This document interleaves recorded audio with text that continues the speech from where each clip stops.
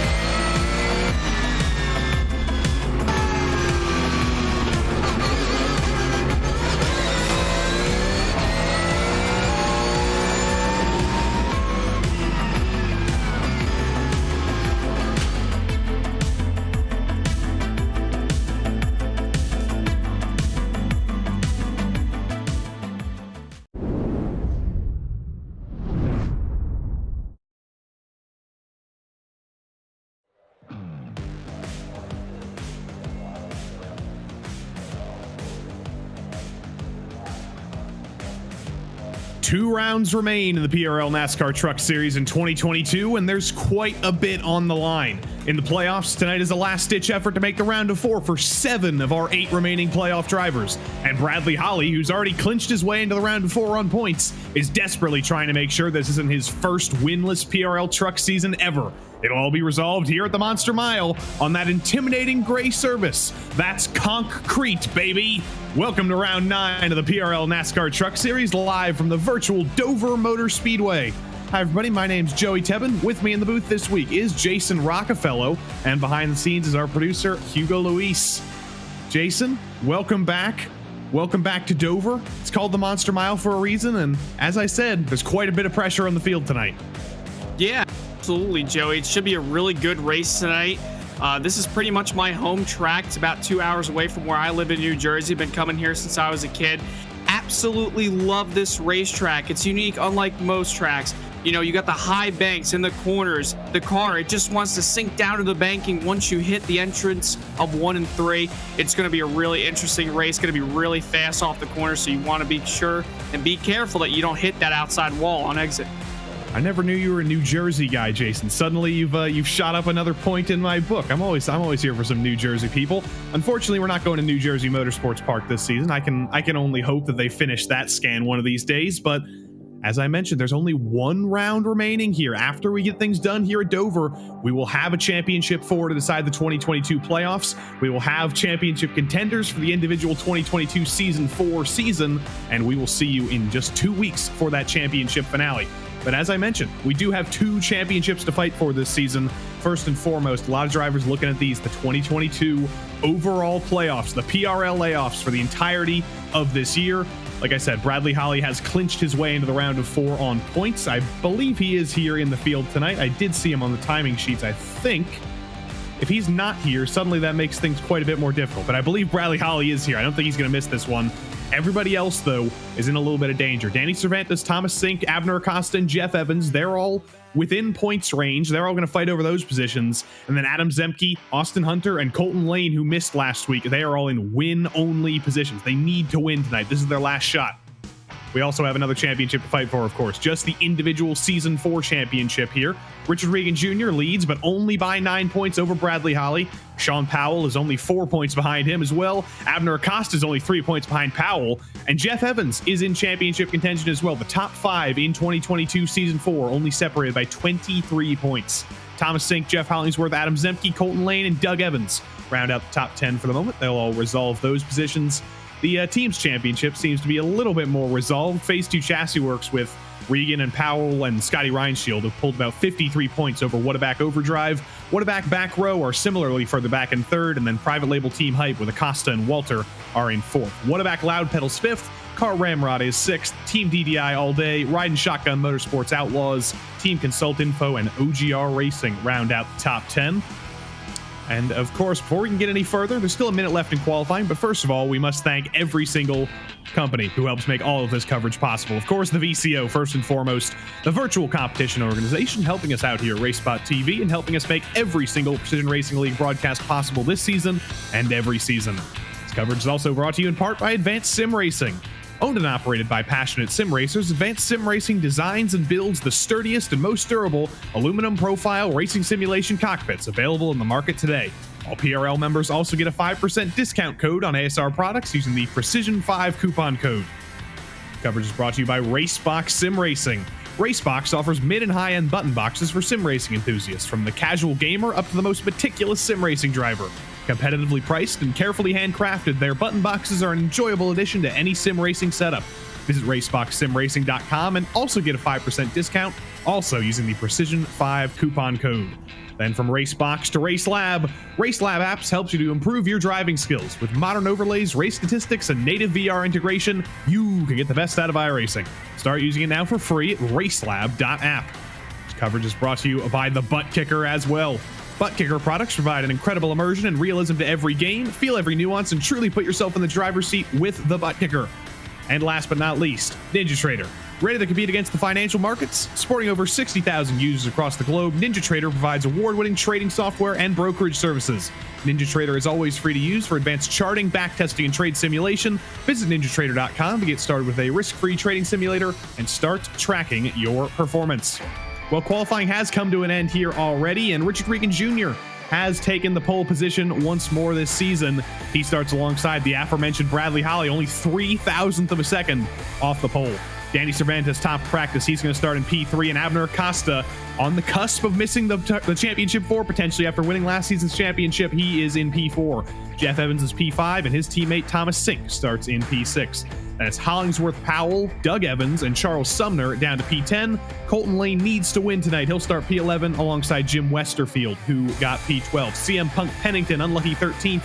Scotty Reinshield 14th. Brandon Walter, Adam Shane, Dalton Geyer, and another driver who needs to win tonight, Adam Zemke. Austin Hunter also needs to win tonight. Dylan Schmidt, Zach Panzarella, Nick Hunter, Jose the Funky Cold Medina, and Stacy Hunter bring us down to P24, but the hits keep on coming. Robert Goff, Ryan Traver, Tom Amasi, Brian Hoskins, James Dewar, and Garrett Austin, I believe, were the last drivers to set a lap time. Mark Kalin was disallowed from qualifying this week, as was Patrick Cowgill, as was Oliver Goff, and Robert Gilmore has just elected not to qualify this week. So 34 trucks in the field here tonight, Jason. We got through everything just in time because we're about to get going here. Very short pace lap here at Dover, and the pressure is certainly cooking up. 111-degree track temps right now. Yeah, that's going to be interesting for sure, especially with the sun beating down on this racetrack compared to an asphalt track. You know, this is concrete. You said it earlier, right in the pre-race that you were doing. You know, this track is going to be very slick. It's going to be hard to get off the corners and want to put the power down. You're going to see these guys have a tremendous amount of fall off as the laps wind down and runs go on into the daytime. So looking for a lot of guys to have slip ups off turn 2 and off turn 4 here tonight, because if you're not careful enough, Miles the Monster, he's hungry. He can come out, reach out, and grab your truck and pull you right into the wall. So be careful. It's Richard Regan Jr.'s 3rd pole this season, by the way. For all you number crunchers at home, I know you all love that data. Number 3 on the season for Mr. Richard Regan Jr. And Bradley Holly, the driver who I mentioned, he's had a winless season for the first time ever in the PRL Truck Series so far. There's still 2 races to go, so we can't call it a winless season yet, but he is certainly hoping that we don't get to call season 4 a winless season for Bradley Holly for the first time in truck history. But he's going to start behind Richard Regan Jr. 0.003 of a second separated them in qualifying. Will that separate them at the end of the race? I am not so sure, but the iRacing sedan pace car pulls off onto pit road here. Richard Regan Jr. takes control of the 34 truck field here, and in the first state of America here in Delaware, we're ready to go PRL truck racing once more.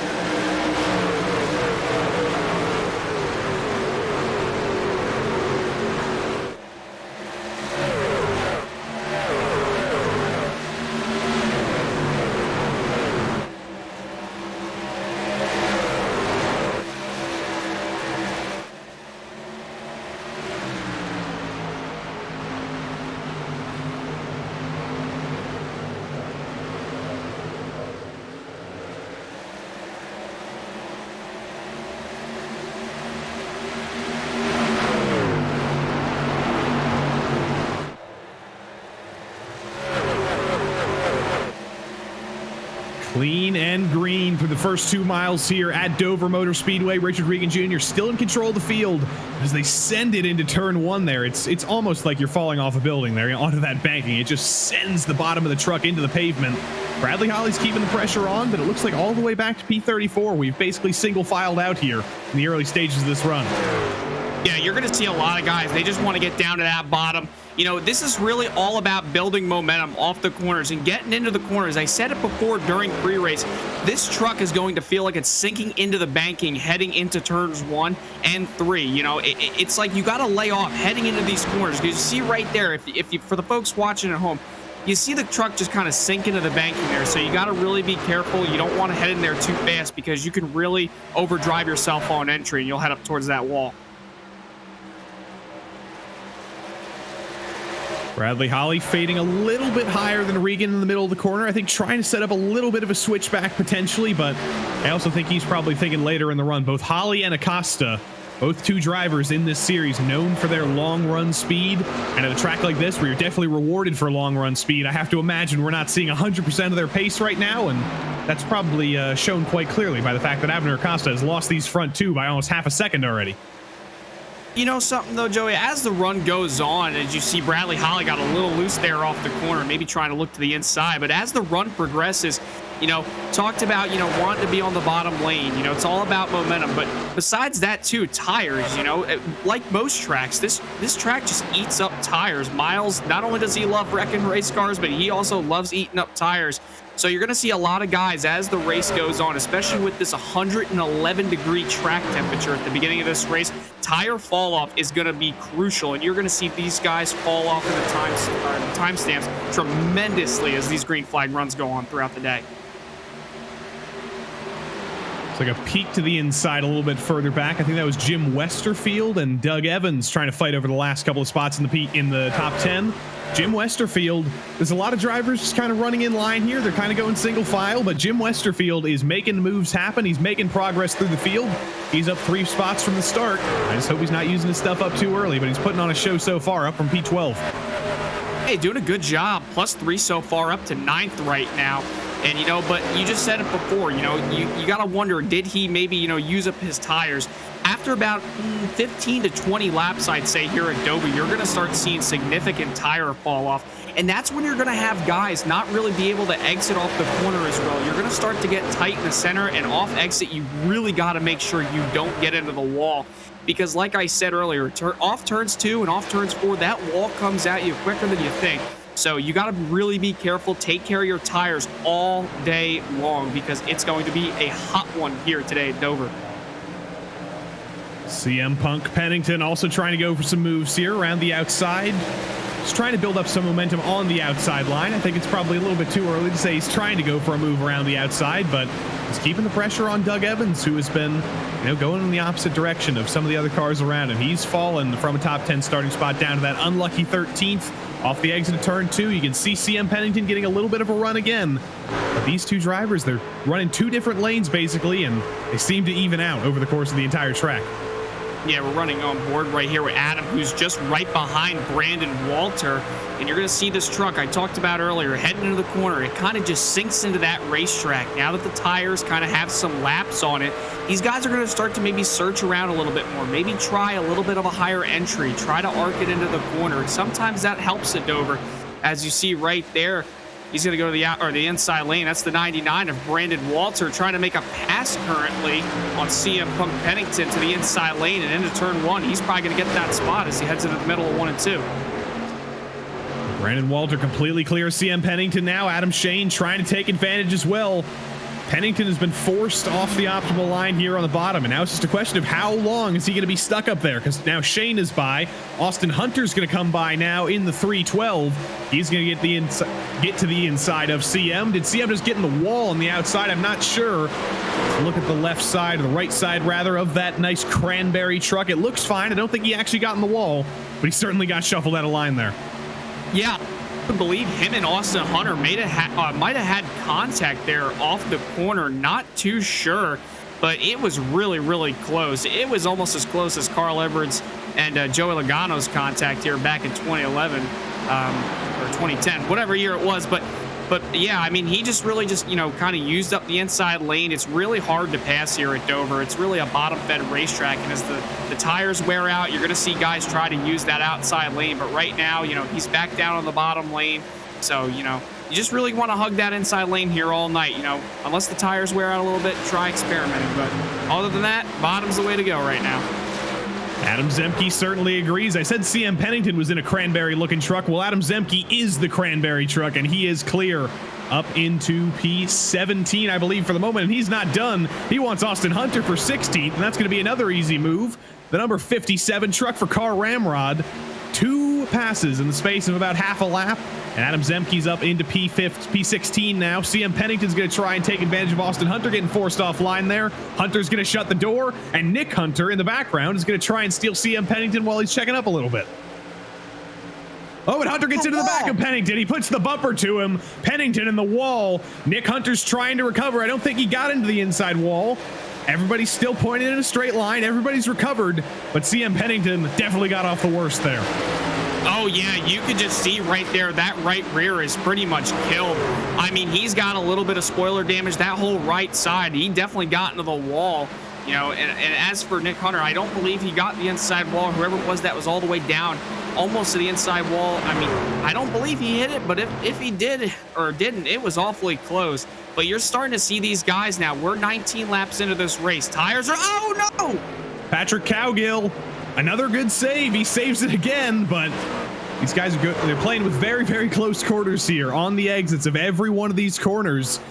It's a tight exit. The walls do really come out at you, but we're seeing some issues with a little bit of room not being given. Patrick Cowgill saves it. Here comes Mark Kalin now to the inside of Ryan Traver. Tom Amasi in the background is going to try and make it through there as well. But this track, it doesn't look necessarily that narrow from an outside perspective, but when you're racing side by side with another truck, it certainly narrows up more than you expect on the exit.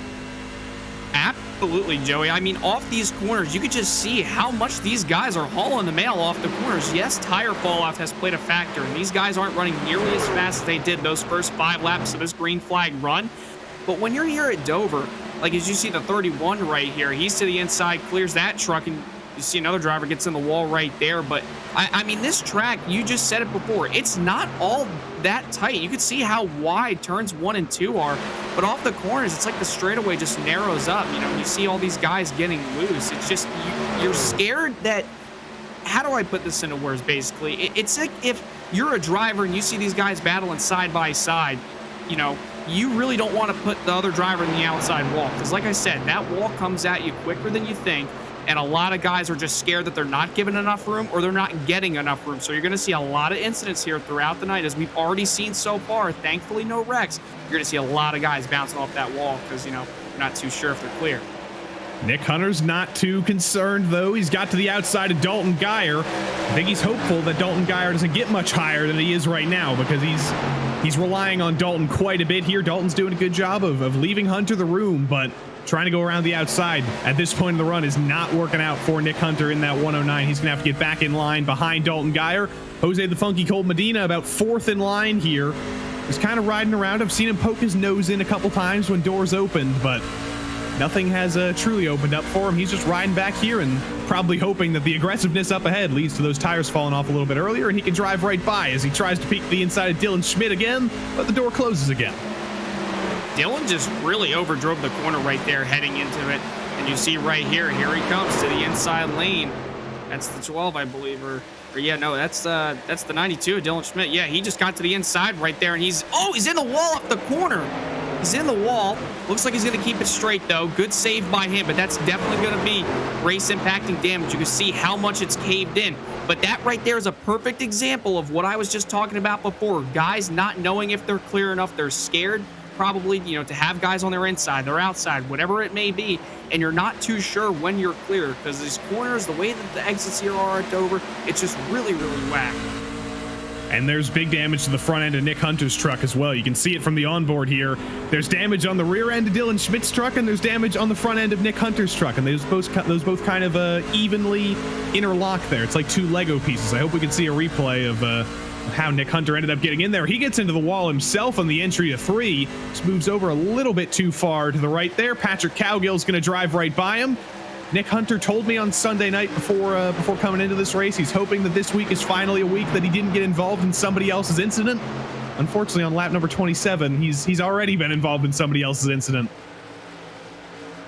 I honestly believe so far, besides the top two, everybody's probably hit that wall at least once or twice. I mean, you can see all the cars we've been on onboards with, or just long shots from the top of the front straightaway. All these trucks pretty much have right side damage at some form, especially on that right front. And if you damage that right front, as you see a little replay here, there's Nicholas Hunter running right into the back of that truck right there in front of him.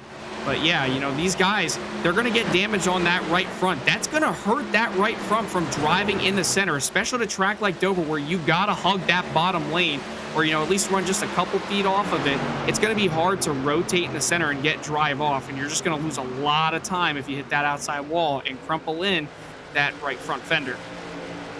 Jim Westerfield has traded short run speed for long run speed, and we're starting to see the effects of that here on lap number 29. Westerfield back down around where he started in P13, while Adam Shane is actually moving his way forward.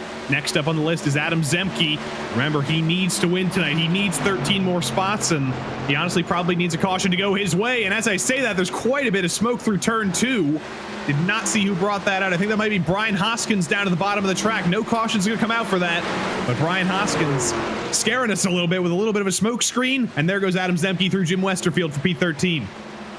These guys so far here tonight, they've been really teasing us with cautions. Everybody keeps just brushing that wall and almost causing, you know, caution-like incidents. But so far, we haven't had that. But as I say that, you know, commentator's curse.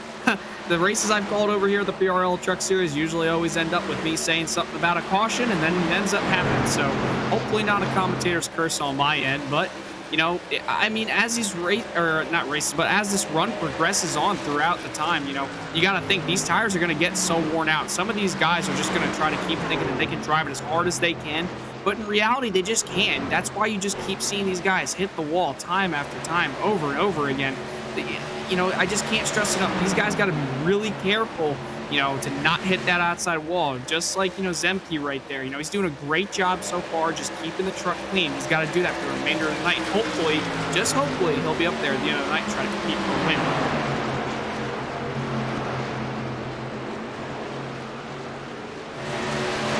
Watching the lap times up front, they're starting to shift around a little bit. Abner Acosta's starting to put the pressure back on Bradley Holly, but Jeff Hollingsworth is also turning up the wick a little bit right now. 25-1 in the last lap. That's faster than the race leader. He's trying to chase down Sean Powell. But Powell was quicker on the previous lap. We know Sean Powell's been good at tracks like Nashville, which are similar to this track in a way because they are concrete. They're definitely high speed. He scrubbed the tires a lot. So you'd expect Sean Powell to be pretty strong here. See if he can continue his charge forward, but Hollingsworth is trying to put the pressure on. You can, again, just observe two different lines being used here. Let's watch them as they go into 1 and 2. Powell's going to send it in, probably do a little bit wider of a line. Yeah, he's running about a truck length above the groove, while Jeff Hollingsworth is basically clipping the apron on the entry and the exit. You see Jeff right there is heading down to the bottom. That's going to help out his tires a lot more compared to Sean. But the benefit with Sean compared to how he's going to be losing a little bit of tire wear, not significantly, but over time, you're going to see it pay off. You know, for Jeff Hollingsworth, if he just keeps running that bottom, he might be able to get past Sean Powell. But, you know, Powell right now, with that line he's running, he's just trying to get momentum off the corner. He feels like he's comfortable running up there. And if he is, you know, so be it. Let him be up there. But don't go after there, you know, and try to run this guy down thinking you're going to be able to get to him, you know, in just a lap or two. Let the tires sink in just a little bit. You know, let him get some laps in. He's running that lane. You keep running your lane. Because right now, Jeff's doing a great job of just trying to hug that bottom to save his tires. Lap traffic's already a little bit of an issue. You can see Robert Gilmore is about to go a lap down to Sean Powell. He's already been put 1 lap down. Robert Goff, Oliver Goff, and James Dewar have also already gone 1 lap down. And if there's any fans, Garrett Austin, he appears to be out of the race. He, I think, made contact with the wall about 20 laps ago. And, of course, we saw Brian Hoskins getting into a little bit of trouble as well. But it's only lap number 38 here. We're already starting to reach lap traffic. I don't think, even if you're like Richard Regan Jr., who has an 8/10 lead over the rest of the field right now, you're not going to be having a lonely race up front. You're going to have a lot of work to do with these lap cars. Yeah, absolutely. And honestly, if I want to compare this to probably another racetrack, even though they drive 2 totally separate ways, you kind of almost want to think of this as like Bristol. It's just a larger Bristol, but with one lane and a lot faster. I mean, you're going to have lap traffic pretty much all day if you run green all the way to the end. And those lap trucks in front of you, they could get into the wall. You could get caught up in their mess. It's happened before here at Dover in all 3 series of NASCAR, especially on iRacing too. So it's not uncommon, you know, for these guys up, you know, up in the front, you know, to deal with these lap cars off the corners. Then, you know, next thing you know, the lap car's trying to get out of the way, taps the wall, and the next thing you know, people like Richard Regan Jr. and Bradley Holly could be ending up in their mess. Richard Regan Jr. has turned the pace up a little bit. Holly's been falling back again. He's about a tenth a lap slower than Regan. 40 laps into this stint here, 110 laps in the race. Do you think we're going for a one-stop here, Jason? How long do you think they can go on one tank of fuel here? Can they make it to lap number 55 to split this race in two? Probably say so. I mean, with the way that the race has been running so far, I mean, I wouldn't be surprised if you see some guys try to short pit, but I also wouldn't be surprised if you see some guys, you know, try to maybe stretch it out to maybe past lap 50. But I mean, I probably agree with you, you know, with, you know, if it's going to be a one-stop strategy, because I personally do believe it does. Unless we do get a late race yellow, then it's going to become a two-stop race, because no doubt, you know, no doubt in my mind, no question, you're going to have to pit. If you do one stop it halfway through this race, and then right before lap 110, we get a yellow, maybe not 2 laps to go, but 10 laps prior, maybe you're going to have to pit, because tires mean everything. Yeah, lap times right now, for context, the fastest lap of the race is currently Richard Regan Jr.'s 23.345. Right now, Richard is running 25.1, so they're all over a second and a half slower per lap than they were at the start of this race. Almost 2 full seconds slower for a few other drivers in the field. So these tires are struggling right now. It just depends on how long can these fuel tanks go? How many laps can you go? And when are you going to be able to pull off the undercut here? It's tough to pass sometimes if you are able to stay in the groove, but as Jason said, if you put on those new tires, when you're 2 seconds a lap faster, a move is basically a foregone conclusion whenever you get the back of another driver. We've still got positions to be decided here on the same tire lives here. Dalton Geyer and Austin Hunter. Remember, they were racing side by side a little bit earlier. Hunter was able to get through, but now Dalton Geyer is fighting back here. He's to the back of him. His teammate Zach Panzarella is behind. He's a little bit of a wingman. Dalton's going to run about 3 lanes too high up. He's going to try and switch off the corner here. A little bit of diamonding action, road course style. I didn't expect that to work, but that's worked out pretty well for him. Right now, it just seems slide up the track a little bit, but that's going to hurt his tires tremendously. Sure, it might, you know, benefit you with getting the runoff, completing that pass, but it's moments like those. You want to make sure that if you're going to do something like what Geyer just did, you better do it when you know you're going to be able to complete that pass. If that pass would have not worked, he would have been side by side and not been able to run the line that he could save his tires with. You know, and now that he's in front of him, he can go out there, run the line he wants to, but you don't want to do that too much, because the more that you turn in the corner, the more you're going to slide those tires, and they're going to get worn out tremendously, especially more than your other contenders who are just running the same lane that they've been running, you know, the last 30 laps. Look at Mark Kalin just drove by Zach Panzarella, and now he's going to take care of his teammate Austin Hunter similarly. Mark Kalin was forced to start at the back of the field tonight after getting a penalty last week at iRacing Superspeedway. He was determined to have brought out a caution. He started at the back of the field tonight. He's been slowly but surely climbing his way forward here up to P22. Of course, that Tennessee orange truck is not entirely orange. You'll see as it comes around turn 4 here, there's quite a big gray stripe on the side of that truck and a little bit of a crumpled nose, but Mark Kalin still got the pace on that thing, and here come those green flag pit stops. Tom Amasi came in about a lap ago. Jim Westerfield's the first driver from the top 15 to come in. Yeah, it's going to be interesting to see now that Jim Westerfield just pit. You know, it's going to be interesting to see who is going to pit. This reminds me back when I was calling the race at Homestead with Terry Radford. Who is going to pit? Which one of those leaders? Now that this door is pretty much open, or maybe not open, but it's on a crack. You could see the other room basically in a sense. And the question is do you want to open up that door? And if you open up that door, you're going to be able to allow these other drivers to come right in behind you. So maybe if you're Abner Acosta, Bradley Holly, maybe you want to try to undercut by a lap or 2 on Richard Regan Jr.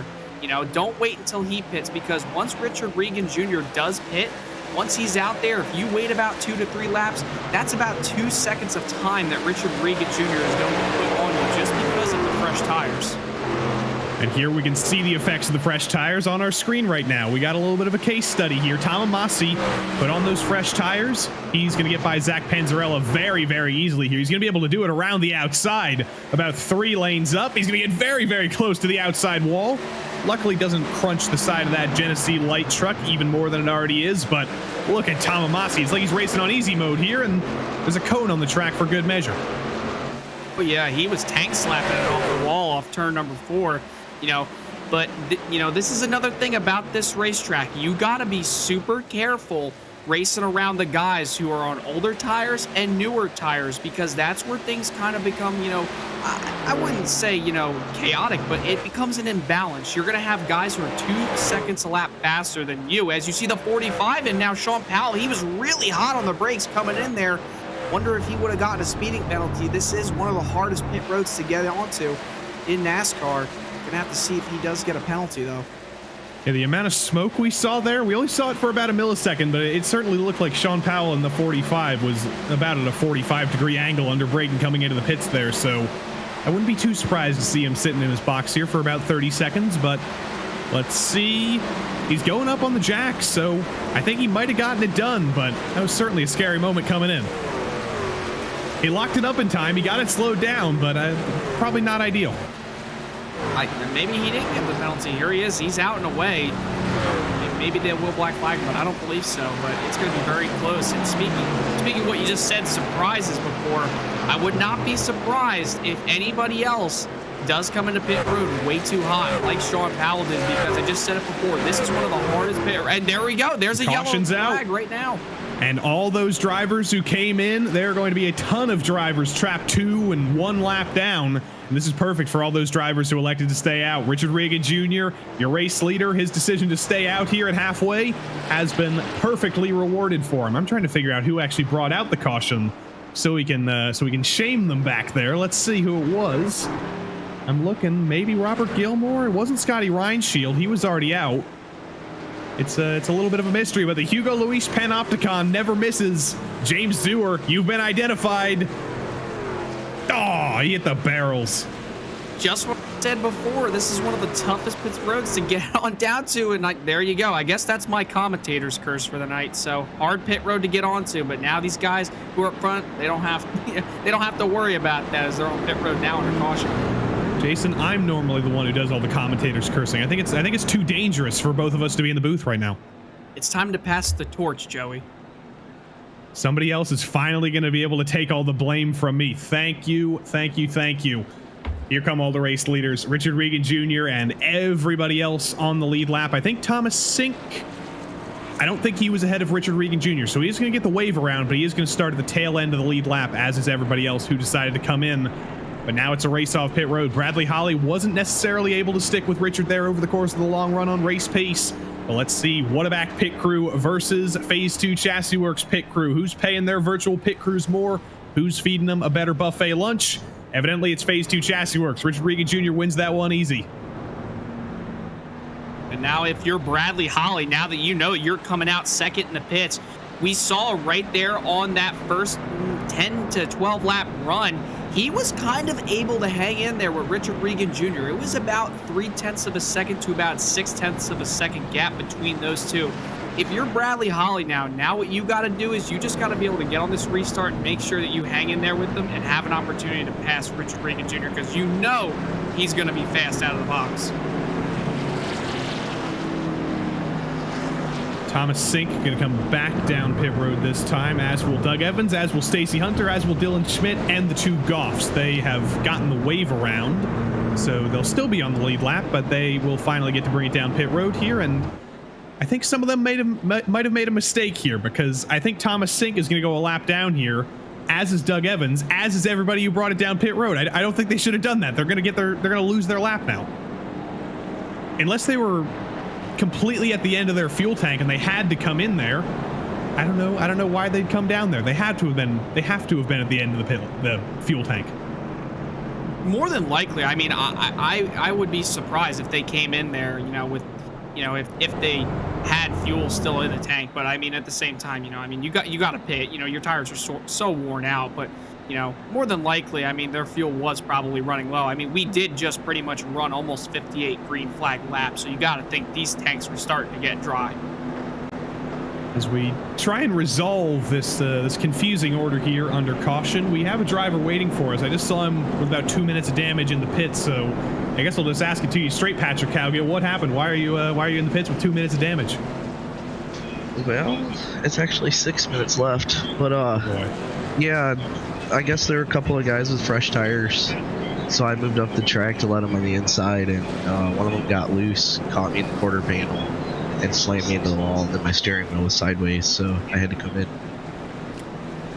So I'll ask you, because you got more knowledge about this than anybody. We're at like lap number 58 right now. Is this about where the hard end of the fuel tank was? Because I was slightly confused. I saw some guys who got the wave around to get their laps back immediately come back down pit road and lose those laps again. So were they going to be struggling at the end of the fuel tanks here? No, I think I still had like 15 or 20 laps of fuel left or something like that, but I was going to pit halfway. I'm very confused though. So Patrick Cowgill just adds to my confusion even more. But are you going to get back out on track after those 4 minutes of damage are fixed? Yeah, probably, just to kind of salvage a few spots at least. All right, we wish you good luck and get back out there. And we're about ready to go green here. That was Patrick Cowgill. Slight misfortune here in the mid stages of the race, but I always love to hear that he's going to get back out on track. He's going to salvage whatever he can, and if there's a little bit more chaos, a little bit more drama, there is certainly more to be taken here. Positions pay all the way down to last place in the Precision Racing League NASCAR Truck Series, so every position does matter, even if you are multiple laps down. But the iRacing Sedan Pace Car pulls off for the second time tonight. Looks an awful lot like the initial start of this race about 60 laps ago. Richard Regan Jr. in control over Bradley Holly, over Abner Acosta. The green flag's back out at Dover, and Richard Regan Jr.'s on it very, very early. He's going to be about a truck length ahead of Bradley Holly into turn one.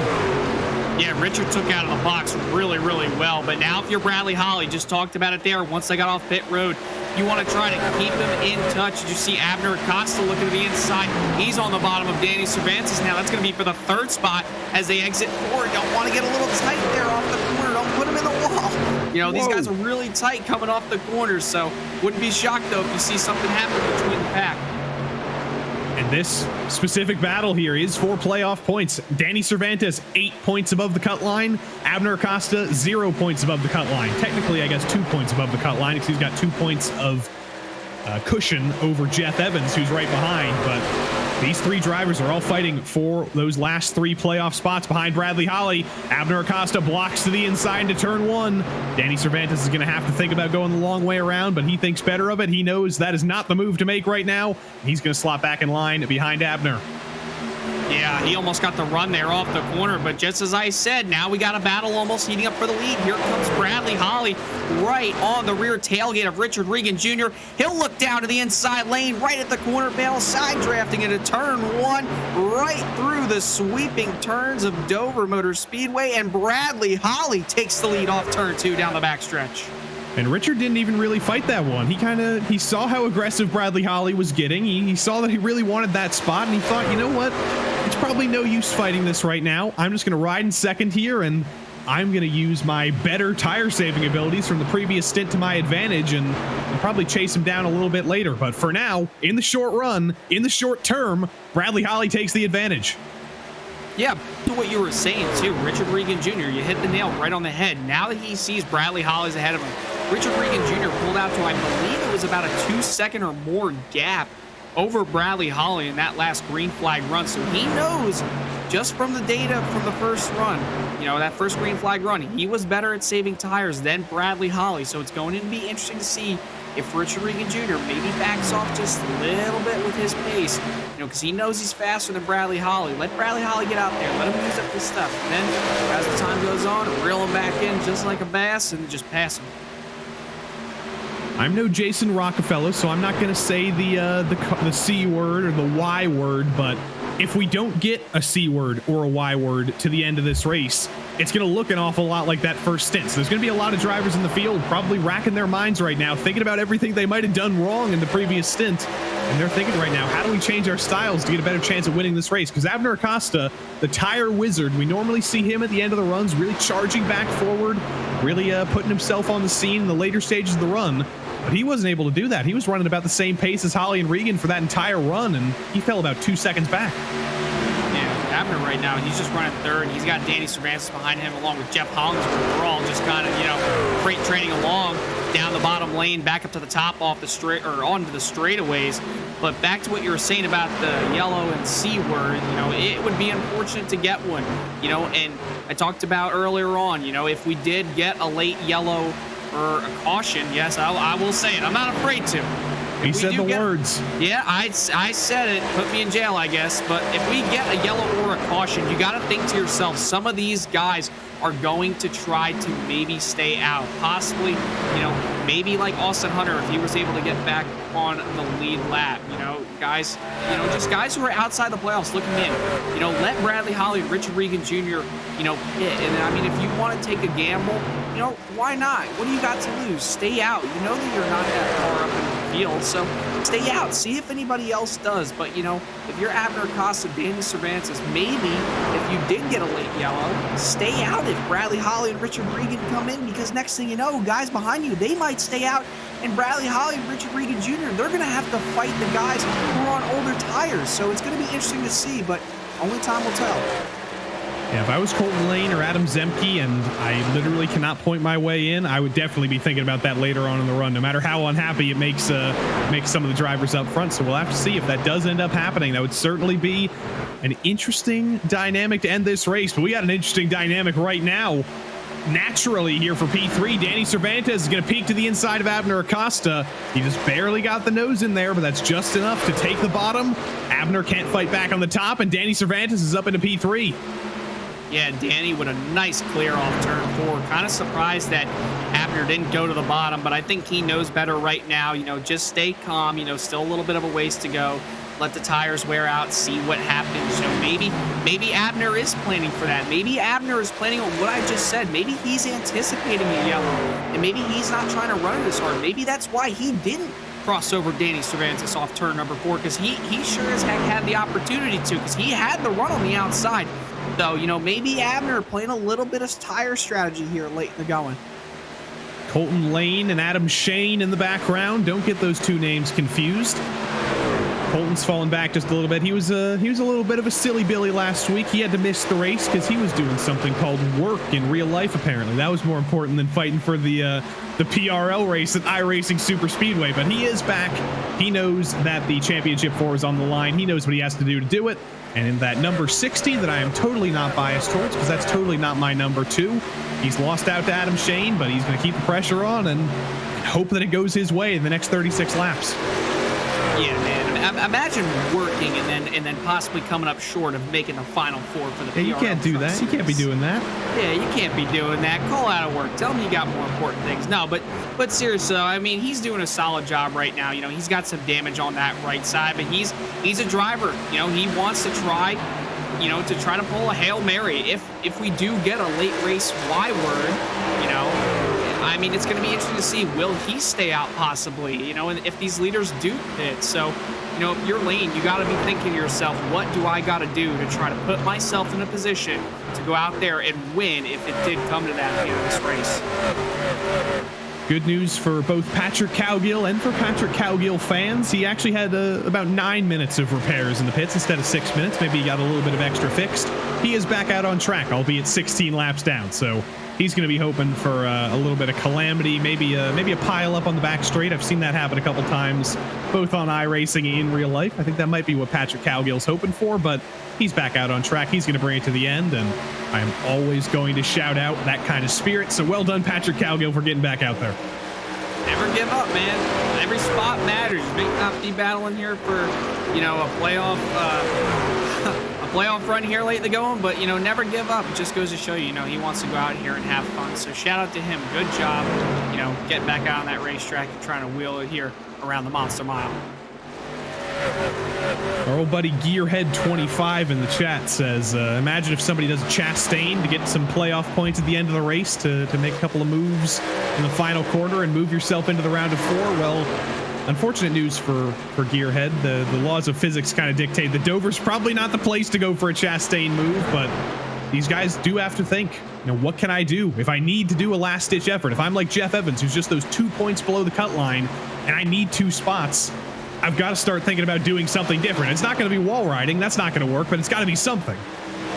Yeah, it's got to be something. Maybe, because you just said it before, Joey, the Hail Melon is, what it's been called around the racing world. You can't really pull the Hail Melon here at Dover. The corners are just too wide. You're carrying too much speed. By the time you exit, you're just going to lose more time than what you had going in. So, I mean, the only thing I can think of if you really want to try to get more points, if you were, Jeff Evans, for example, is, just gas it up off the corners. Who cares if you bounce off that wall? Those guys could be struggling. They're just trying to get it home and nurse the thing to the line. Gas it up. I mean, what do you got to lose? I mean, that's what I'd do if I was in that scenario.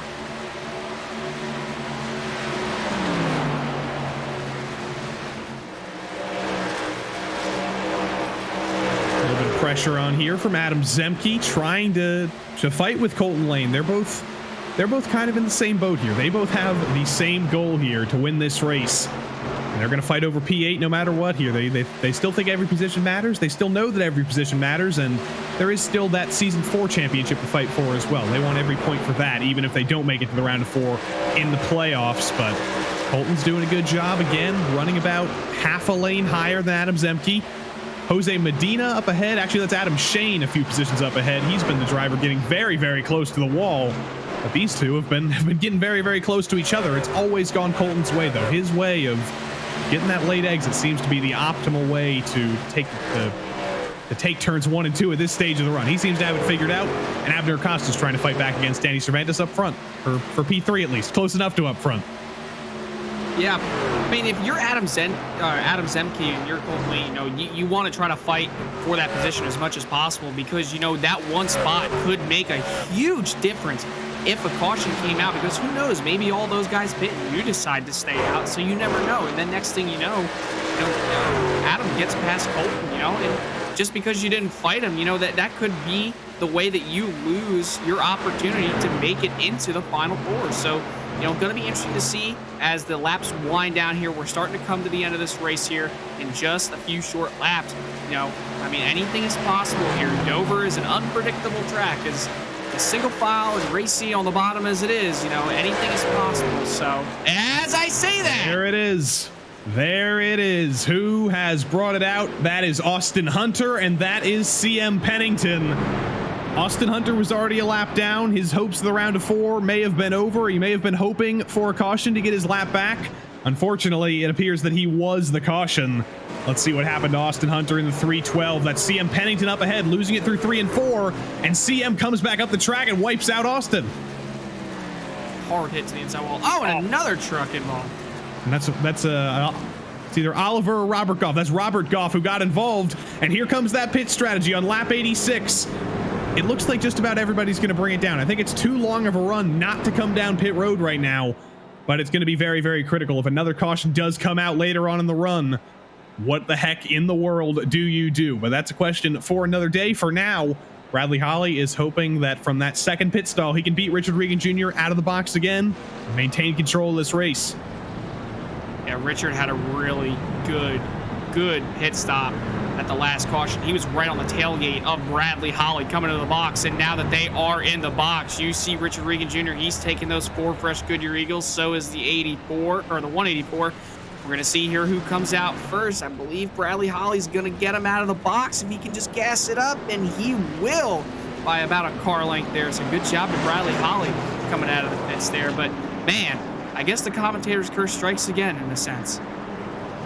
In a way, that's it might be an Austin Hunter curse of himself. He comes to the booth with us every single week. We get to talk to him all the time. He's basically the 3rd member of the team, the 4th member of the team, or I guess the 5th member of the team with you now, Jason. So Austin has unfortunately been cursed by RaceSpot itself, I think, and it's been a very promising season for Austin Hunter. He's shown a ton of pace. He's shown a ton of speed. It just has not gone his way here in the round of 8, but still a valiant effort. Making the round of 8 in the first place is quite an accomplishment. I'm sure that's probably no solace for him. I'm sure he's pretty unhappy right now.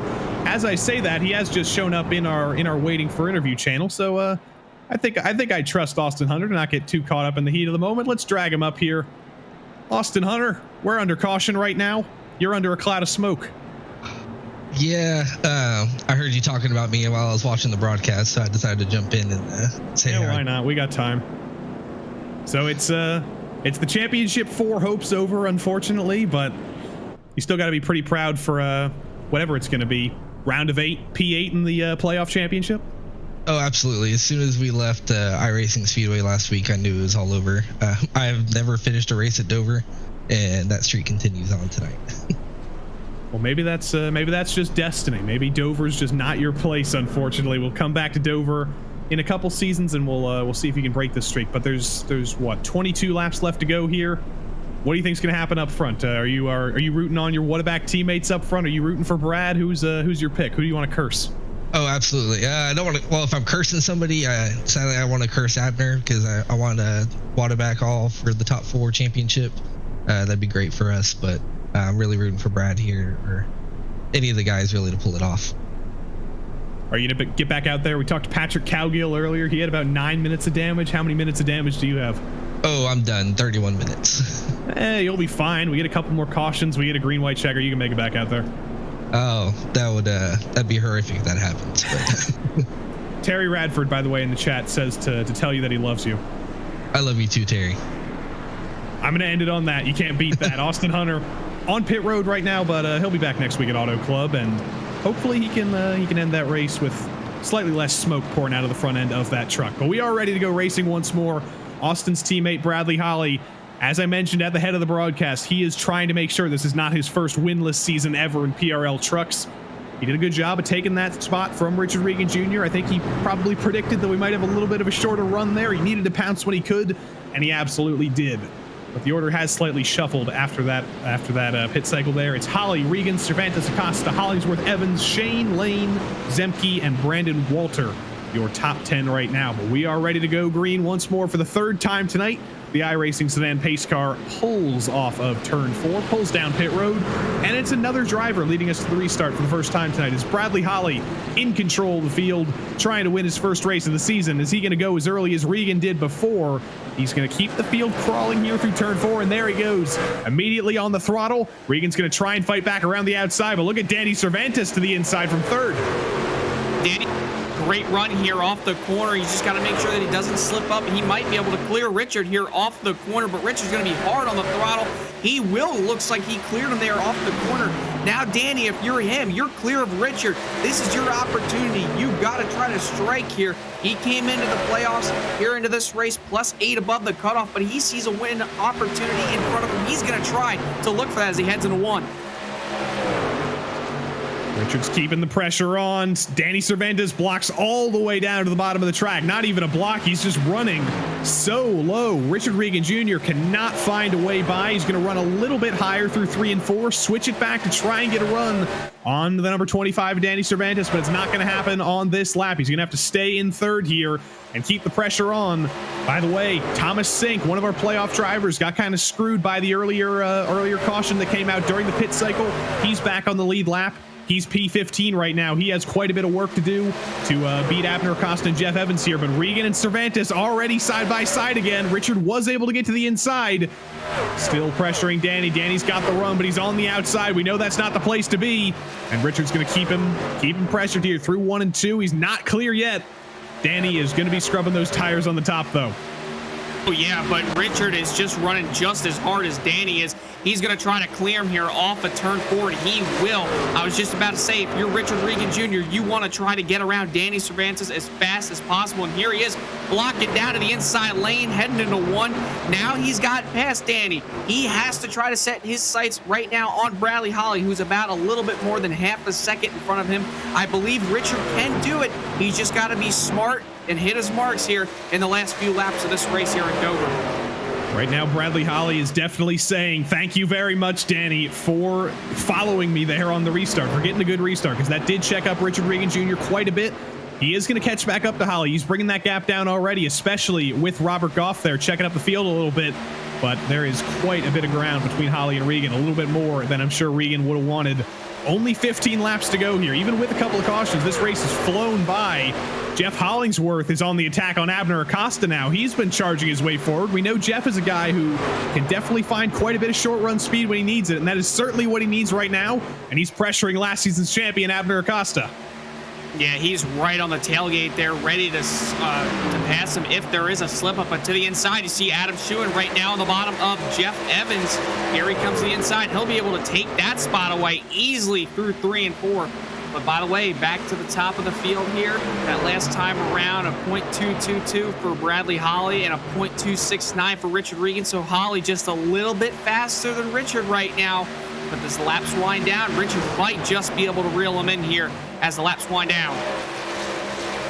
Abner Acosta and Jeff Evans are both in comfortable positions right now to make the championship 4. It was far more troublesome when Thomas Sink was in the mix trying to fight with them, but Thomas is still P15 right now. He's made no progress forward. As of right now, Abner Acosta, Jeff Evans, Bradley Holly, and Danny Cervantes would be your championship 4.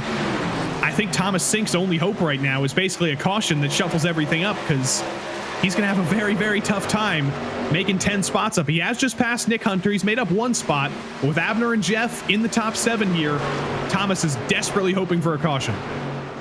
Yeah, he might be hoping for a caution, but also you got to think to yourself, Joey, too, that these guys pretty much just pitted, so tire wear isn't going to be all that much if he were to come in and try to take 4 fresh Goodyear Eagles. So I can't really see him pitting, and I can't see it really playing out into his benefit. You know, I mean, if a caution does come out, all you got to think of is that maybe some guys in front of you do come into the pit, you're able to pick up a few positions, but right now it's not really looking all that good for Thomas Sink. But you're right, he's just looking for a miracle right now as the laps wind down. We're coming to 10 to go this time by. I think Richard Regan Jr. came as close as you can come to tapping the wall out of 2 there without actually tapping the wall. There was millimeters between him and the wall, but Bradley Holly up in the lead. He took advantage of that mistake from Regan, and he has instantly lost it all with CM Pennington.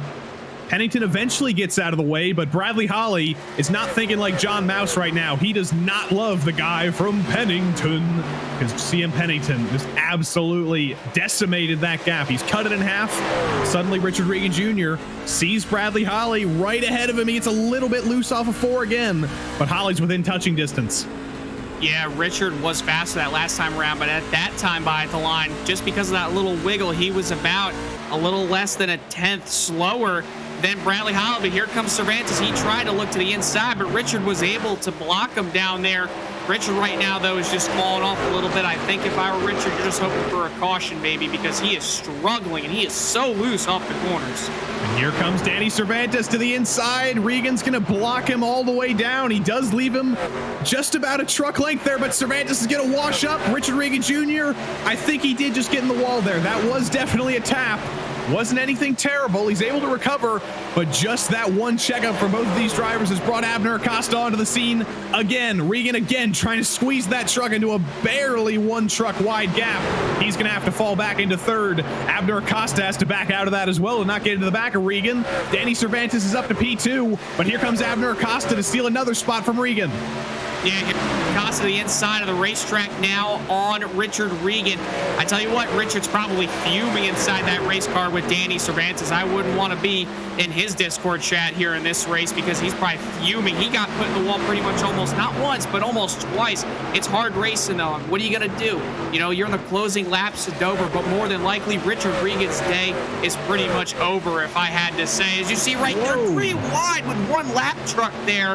That was a close call. But Richard Regan Jr. is just falling off the pace now. And now after Danny Cervantes, you're just hoping for a caution. He's almost a 2.5 seconds back from Bradley Holly. I wonder if we do get a caution, do we actually have time for a green-white checker? I haven't been watching the clock. I hope we will have time if that does end up happening, but there's going to be 4 laps to go at the line for Bradley Holly. Richard Regan Jr. survives a scary moment with Brian Hoskins. And in the Season 4 Championship, we've been talking a lot about the playoffs, but we do have to think about the Season 4 Championship as well. If things end as they are, Bradley Holly is going to have only a 5-point gap to Richard Regan Jr. coming into the championship finale at Auto Club next week. So this Season 4 Championship is very much still up for grabs, and it might get even worse for Regan now because Jeff Hollingsworth is all over the back of him.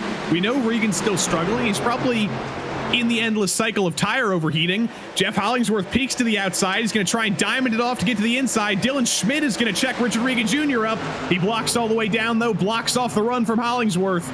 But this is a treacherous last 3 laps for Richard Regan Jr. Yeah, Richard's just trying to hang on right now and try to salvage whatever he can. He pretty much knows his day is done, even though the right side of the truck doesn't look all that bad. But Jeff Hollingsworth is hunting him down right now. He is right on that tailgate. If Richard Regan Jr. does perhaps just possibly slip up a little bit, Jeff is right there to pounce if anything happens to that 56 truck.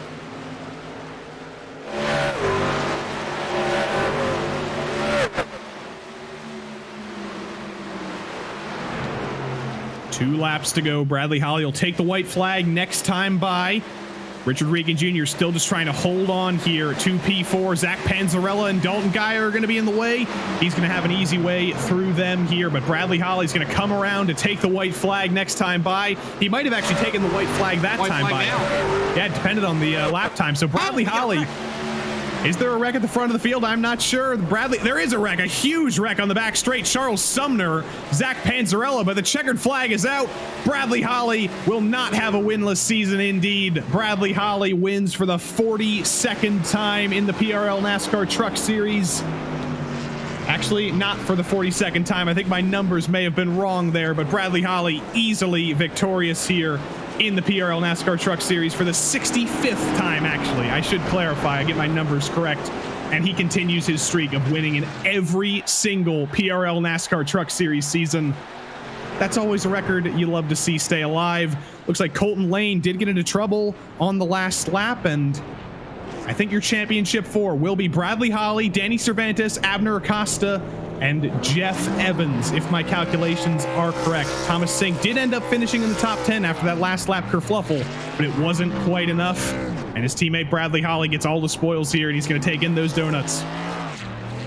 Yeah, what a race. What a job by Bradley Holly, able to pounce on that last restart beforehand, this last caution. What a great job. You know, you saw Richard Regan Jr. He was so fast all night long, but Bradley did such a good job on the second to last restart as he keeps doing his donuts. Very deserving win for sure for Bradley Holly. Yeah, normally doesn't take him this long to win in a season, but I'm sure it's going to be just as sweet. Let's see what happened on the last lap there. That's Zach Panzarella, who got in the wall off the corner. He collected Adam Zemke. Charles Sumner, I think, was trying to get out of the way and just ended up getting into Panzarella there, and a few other drivers got huge damage there. Colton Lane, Sean Powell, Brandon Walter. Tough stuff on the last lap there, but Bradley Holly was your victor over Danny Cervantes, over Abner Acosta. Richard Regan Jr. fell to 4th, but he will maintain his Season 4 championship lead as we go to Auto Club next week. Jeff Hollingsworth, a solid top 5, and Jeff Evans, it's only P6 for him, but he will make the championship 4. Adam Shane had a great run ahead of Adam Zemke, who couldn't quite do enough to make the championship 4. Jose the Funky Cold Medina up in P9 by the end of the race. That kind of came out of nowhere, and Thomas Sink tried to fight back. He's going to get a top 10 for his efforts. Mark Kalin actually brought it to the end of the race in P11, and Nick Hunter also finished on the lead lap in P12. Colton Lane, Brandon Walter, Charles Sumner, Sean Powell, Dalton Geyer, Dylan Schmidt, Doug Evans, Stacy Hunter, Oliver Goff, and Zach Panzarella all went one lap down. I think a lot of them were involved in the last lap incident. Tom Amasi, CM Pennington, Ryan Traver went 3 and 4 laps down, respectively. Brian Hoskins finished 11 laps down, and then we get to the used truck lot at the back of the field. Robert Goff, Austin Hunter, Patrick Cowgill, James Dewar, Jim Westerfield, Robert Gilmore, Scotty Reinshield, and Garrett Austin all ran into assorted amounts of trouble during that race, but we are ready for the first time this season to talk to Bradley Holly as a race winner. It took you 8 races, but the streak's still alive. You've won in every PRL NASCAR Truck Series season. Yep, so far. I decided to wait till the last second to get a win today. So where did that speed come from? It seemed like in the first run, you versus Richard, seemed like Richard had the advantage, and then the second we got to that second restart, you pounced and you never looked back. Yeah, I definitely felt like what I noticed, throughout the week is if you're behind somebody, that dirty air is going to affect you a little bit more than if you're out front. And that first restart, I had a run on him, and I went for it and wanted to see if I could hold Richard off, and luckily I was able to today. So this means that, well, you were already locked into the round of 4. Tonight was kind of just a run for you with 42 points on the line there, but you're going to fight in the championship 4. You're going to fight for the season 4 championship, a couple of points behind Regan. You think you can take them both next week? Like to think I can. We got a week off for Thanksgiving, and so we got a little extra time to get some practice in, but I don't know how much practice I'm going to be able to get. I got a wedding on the 26th, so I'm going to have to squeeze in as much practice as I can and try to hope I'm number 1 when on the final race.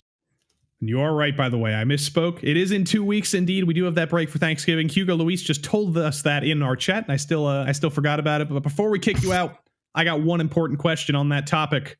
What is the best Thanksgiving food in the Holly household? My Cajun rice. Cajun rice.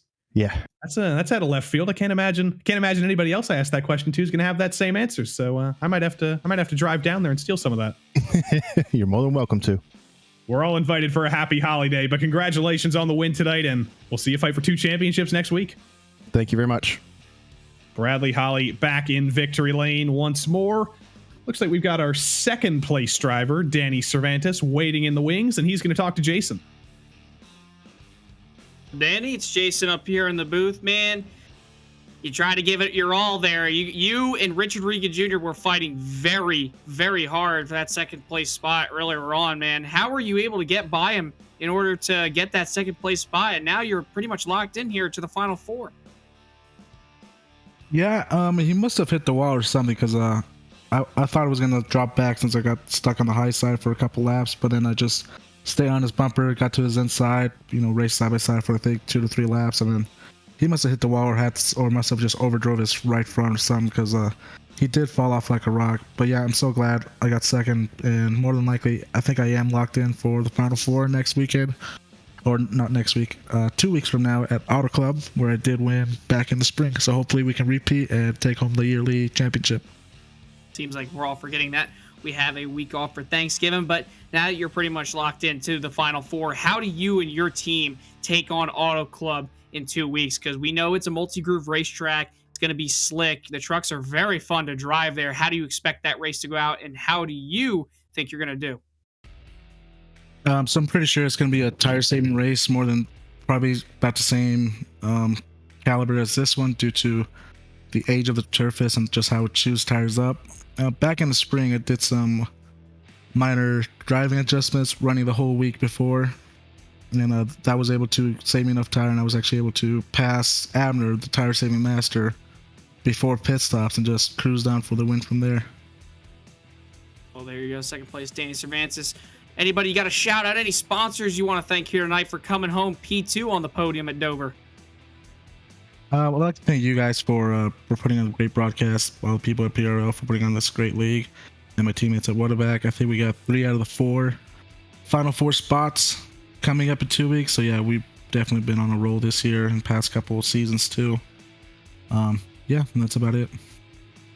Well, folks, that's Danny Cervantes, driver the number 25, coming home P2, and he'll compete for a title at Auto Club here in just 2 weeks. And thank you, Danny, so much for that interview. Yeah, you're welcome. Got another one of our Championship 4 drivers here in the top 3 now. Abner Acosta, P3 tonight. What more did you need on the long runs here to fight with Brad and Richard there?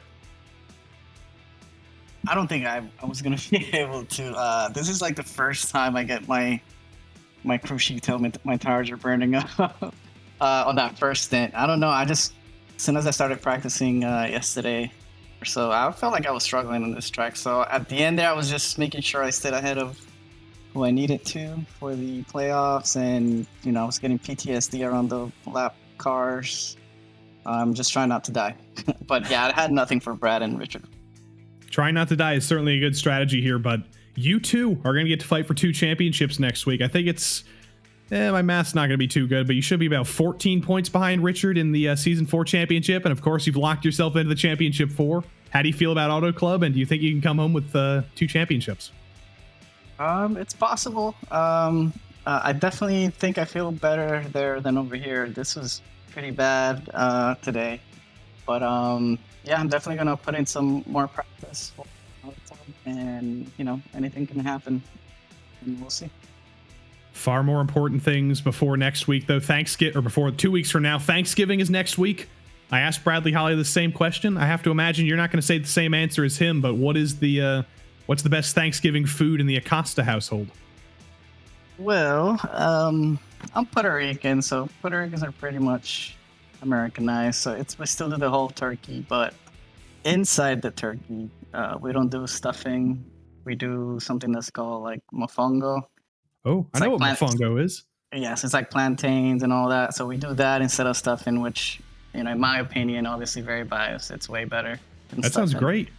Yeah, and obviously you gotta do the rice con gandules and, mashed potatoes, things like that. But as long as I have rice and turkey with mofongo, you can do whatever you want after that. You know what Brad said his favorite Thanksgiving food was? He said it was his Cajun rice. So we're getting a ton of rice representation here in the PRL on Thanksgiving, apparently. But anyway, congrats on P3 tonight, and don't eat too much rice. We got to see you fight for the championship in 2 weeks. I'll try not to. All right, have a good night, guys. The Mofongo Master, Abner Acosta. That's his new name in P3 tonight, but the hits keep on coming here. Everybody wants to talk to us tonight. Even Richard Regan Jr. had a little bit of a tough day, but he's here to talk to Jason. Man, you were so fast earlier on in that first half of the race, man. After that one restart, Brad was able to get by you there. Anything differently you could have done on the restart to try to hold them off and keep that lead? I don't think so. I let him go, but I didn't want to burn up my tire, and I wasn't expecting the dirty air to be as bad as it was. It is what it is. I just wish that caution never came out because we were sitting pretty nice there. Yeah, we saw later on in the race towards the end, you and Danny Cervantes made a little bit of contact. It looked like about once or twice. I saw you get up into the wall about that amount of times. Is there what happened there between the two of you? Did you guys make contact? Because from my end, it looked like you guys did, but I'm not too sure. Can you explain what happened there?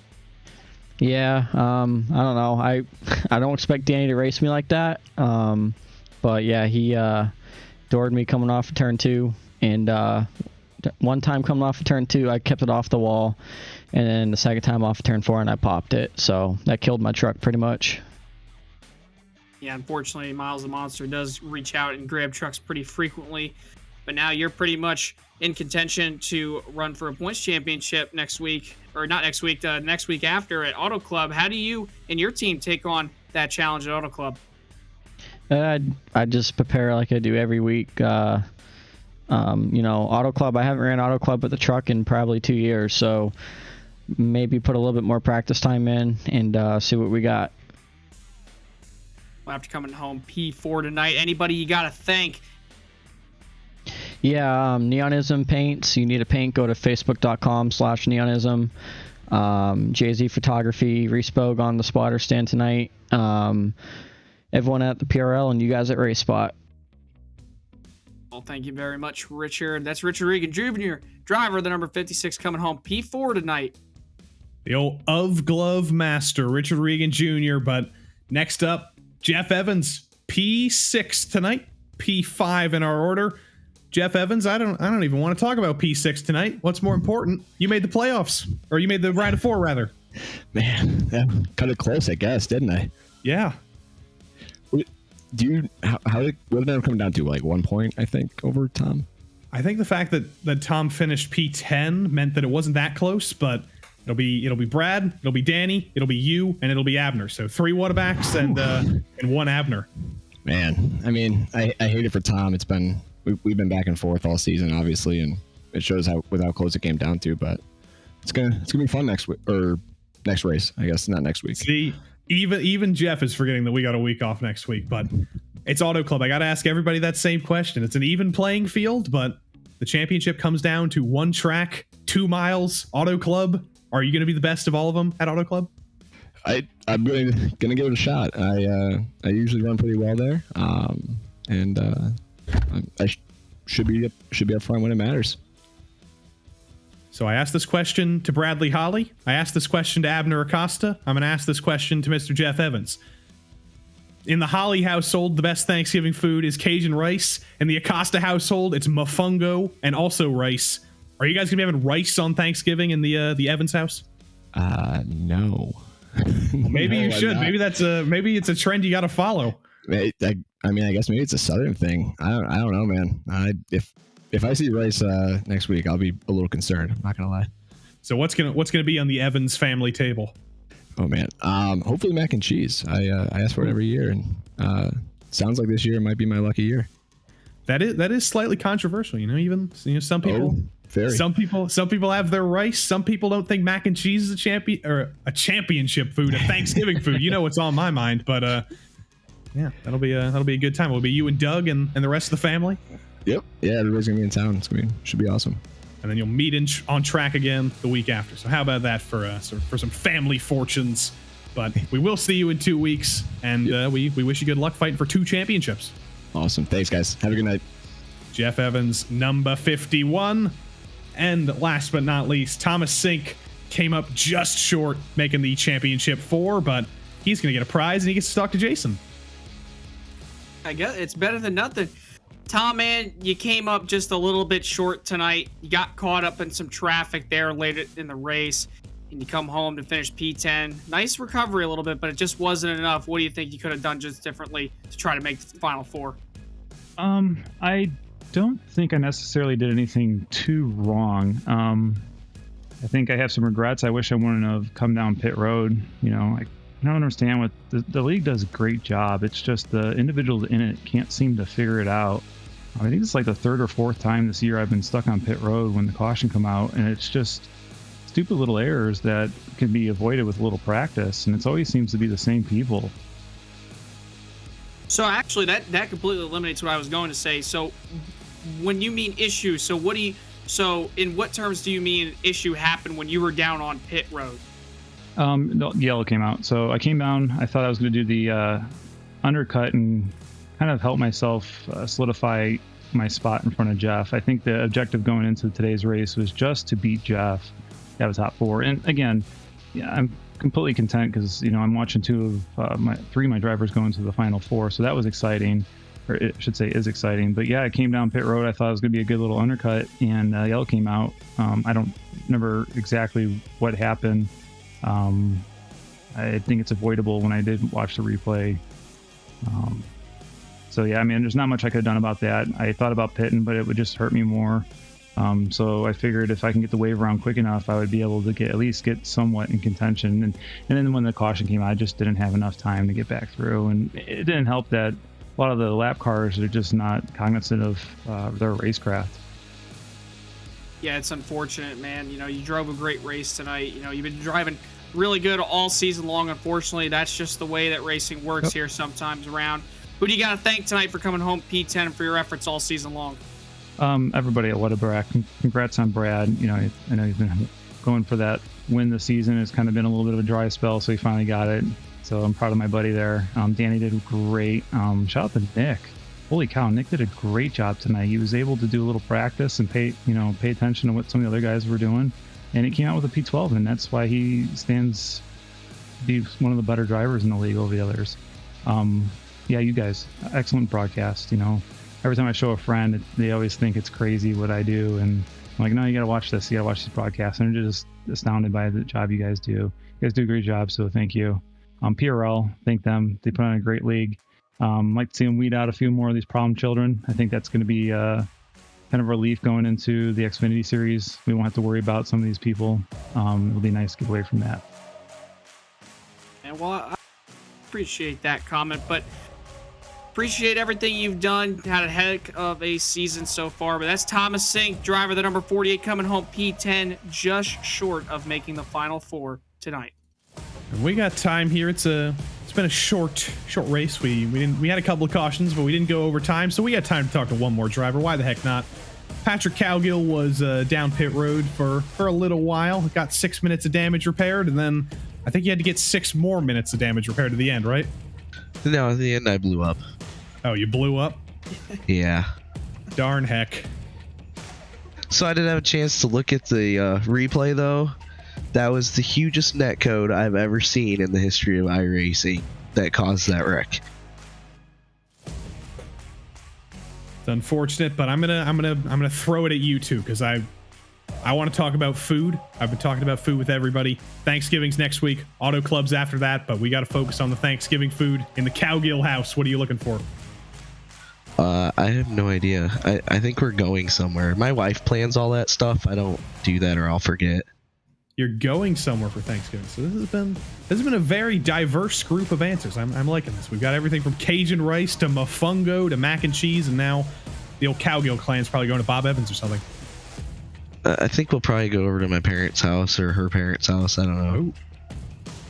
Well, make sure you take pictures. I'm gonna make this a thing. Hashtag PRL Thanksgiving. Post your Thanksgiving pictures on Twitter. I want to see them. But anyway, we hope you have a good Thanksgiving, and we'll see you in 2 weeks and hope for some better fortunes for you. Yeah, thank you guys. Patrick Cowgill, bad luck tonight, but he brought it home in the end, even after blowing up, and he wanted to talk to us at the end of the race. So how about that? I'm gonna take one more driver real quick, and then we'll wrap up here. Jose, the funky Cold Medina, P9 at the end of the race. Where the heck did you come from? You know, you need some luck in this league with these top drivers, man. These guys are awesome. So how did tonight go for you? We saw you making a few moves, and then you kind of fell off into the ether, and then at the end of the race, suddenly you're P9. How happy are you with that? Oh, I'm ecstatic, man. I mean, shit. I don't think I ever been in top 10 in this league at all. So I'll take it. And I was just being a lot patient while I was driving, so trying to save my tires as much as I can. And I just got lucky. That's all I can say, man. Sometimes you got to get lucky, but a P9, great result for you. You're the last driver I had to ask this question to. Thanksgiving's next week. What is going to be the best food on the Medina household table? Everything, man. Turkey, ham, sodas, damn mashed potatoes and gravy, and corn, buttered corn. Oh, and some biscuits. Oh my God! And can't forget the pumpkin pie. I'm regretting asking this question because you guys are just making me too hungry here at the end of the broadcast. But congrats on P9 tonight, and here's to another top 10 in 2 weeks. Hey, thank you, brother. I really appreciate it. I want to give thanks to my paint schemer, Steve Loving, for the paint scheme, and I want to give a lot of shout out to PRL, and for you guys for broadcasting. You guys do a wonderful job. I really enjoyed watching the replay after the race. That was Jose Medina, P9. I'm glad to finally talk to Jose. We're always giving shout outs to Jose the Funky Cold Medina, and we finally get to talk to him after a great result. So good stuff here. I think we might have one thing to look at here before we close up here. We ride on board with Adam Zemke from the end of this race. We've been hyping this up in the chat for so long. Old Colton Lane's been so patient. So let's see here. That's Panzarella up ahead. That's Colton. Is that Colton upside down? Yeah, that's Colton upside down. He from the 60 to the 09. My gosh. And Adam finds the gap. He found the gap and he sent it in. No lift. Good stuff. That looked like Tony Stewart when he went underneath Austin Dillon in 2015 at Daytona when he flew into the catch fence. That was almost spot on right there. Good driving by Adam. Oh my goodness. We got to look at this again. I could look at this for the rest of the night. We might still be here for another hour, but there we go. My gosh. Oh my goodness. It fit the truck perfectly. Between the windshield and the hood, it fit perfectly. Yeah, and Colton just like clipped the fence perfectly to get himself flinged up a little bit, so it just perfectly opened the door. And you know why I think that happened? It's because Adam Zemke's in the cranberry truck. We're in the festive season. We're in a Thanksgiving food mood. That's why things just opened up for Adam Zemke there. Cranberry gang indeed. But we're finally ready to be done here at Dover. Crazy stuff all night tonight, but we'll be back in 2 weeks' time after a break for Thanksgiving here in America. November 30th, same time, same place, We'll decide a 2022 playoff champion. We'll decide a 2022 season 4 champion. It'll be Bradley Holly, Danny Cervantes, Abner Acosta, and Jeff Evans fighting for that playoff championship, and Richard Riga Jr. and a couple others fighting for the season 4 championship. So we hope we will see you in 2 weeks' time, but there are still 5 nights of PRL action every week. There's the Sunday Night Cup Series, there's the Monday Night MX5s and GT4s, there's the GT3 doubleheader on Tuesdays, there's the Truck Series on Wednesdays, and there's open wheel action on Thursdays. But until we see you next time, we thank you for tuning in. I've been Joey Tebbin. Jason Rockefeller has been Jason Rockefeller. Our producer has been Hugo Luis. Until we see you next time, so long.